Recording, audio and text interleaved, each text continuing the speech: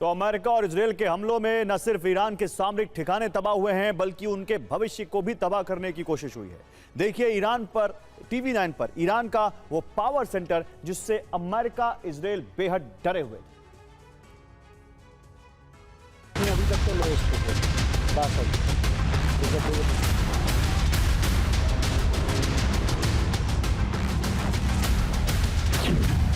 तो ईरान का वो पावर सेंटर जिससे यूएस को डर।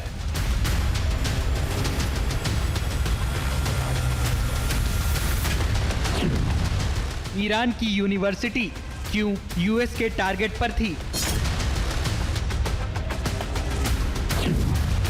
यूएस इजराइल का खौफनाक प्लान आज पर्दाफाश करेगा TV9।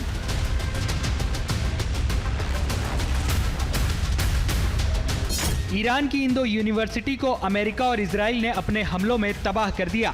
जब आप इसके पीछे के मकसद और इन यूनिवर्सिटीज का सच जानेंगे तो हैरान रह जाएंगे। पहली यूनिवर्सिटी है इल्म, दूसरी है शरीफ यूनिवर्सिटी। दोनों ही अंतर्राष्ट्रीय स्तर की यूनिवर्सिटी हैं और इस यूनिवर्सिटी के खास हिस्से आज मलबे के ढेर में बदल चुके हैं।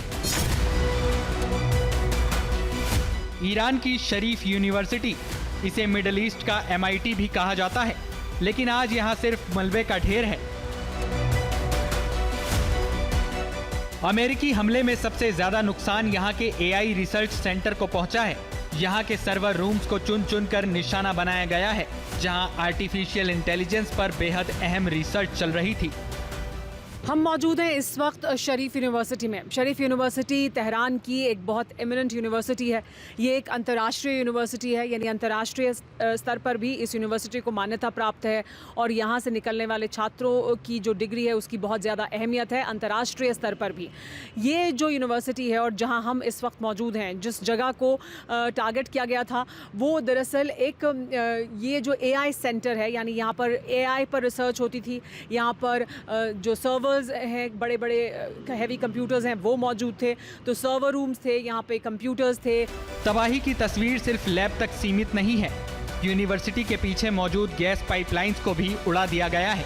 बाहर बिखरे टूटे हुए कंप्यूटर और जली हुई किताबें इस बात की गवाह हैं कि हमला कितना जोरदार था। यहाँ तक कि फिलॉसफी विभाग को भी भारी नुकसान पहुँचा है। यूनिवर्सिटी का इलाका है, तो इसके पास में पीछे एक इमारत है जहाँ पर जो गैस सप्लाई की जाती है, बाकी जगहों पर भी उसके पाइपलाइंस थे, तो इसलिए और ज़्यादा नुकसान हुआ है वहाँ पर, क्योंकि जब आकर ये हमला किया गया। लेकिन साथ ही देखिए कंप्यूटर्स आपको वहाँ से बाहर निकाल कर अब रखे गए हैं, किताबें हैं, जो फर्नीचर है वो बाहर निकाला गया है। इसके बराबर में ही एक और जो विभाग है यूनिवर्सिटी का, वो था फ़िलॉसफी का। तो फ़िलॉसफी का जो विभाग है उसको भी इसकी वजह से नुकसान पहुंचा है। अमेरिकी और इजरायली हमलों का मकसद साफ है, ईरान की तरक्की के हर रास्ते को रोकना। तेहरान और ईरान का ये कहना है कि ये टारगेट इस वजह से हैं ताकि ईरान की तरक्की को रोका जा सके। अमेरिका और इजराइल के टारगेट पर ये जगहें इस वजह से हैं क्योंकि ये तेहरान को वो ईंधन मुहैया कराते हैं जिससे तेहरान की प्रगति तेज़ी से आगे होगी, चाहे वो AI डेटा सेंटर हो, रिसर्च सेंटर हो, या वो सैटेलाइट रिसर्च सेंटर्स हो। इस वजह से इन जगहों को टारगेट किया गया। अगला टारगेट थी ईरान की इल्म यूनिवर्सिटी। यहाँ की फिजिक्स लैब का एक अहम हिस्सा अब खंडहर में तब्दील हो चुका है। ये वही जगह है जहाँ ईरान का अहम सैटेलाइट सेंटर था। यहाँ से कई बार सैटेलाइट की टेस्टिंग की जा चुकी थी और अंतरिक्ष विज्ञान पर भी बड़ी रिसर्च चल रही थी। What was this laboratory used for? اینجا مرکز ملی ماهواره است. توش کارهای تحقیقاتی ماهواره انجام میدادن، ماهواره میساختن.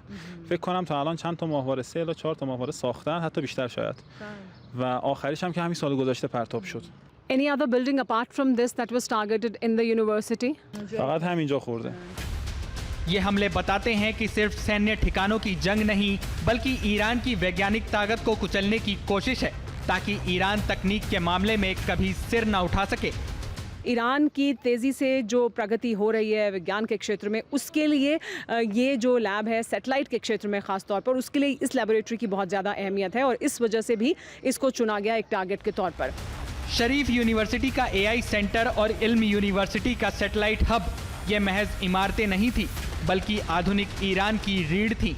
America और इजराइल जानते हैं कि किसी देश को पंगु बनाने के लिए उसकी सेना से ज्यादा उसकी वैज्ञानिक तरक्की को रोकना जरूरी है। यही वजह है कि इन यूनिवर्सिटीज को टारगेट किया गया।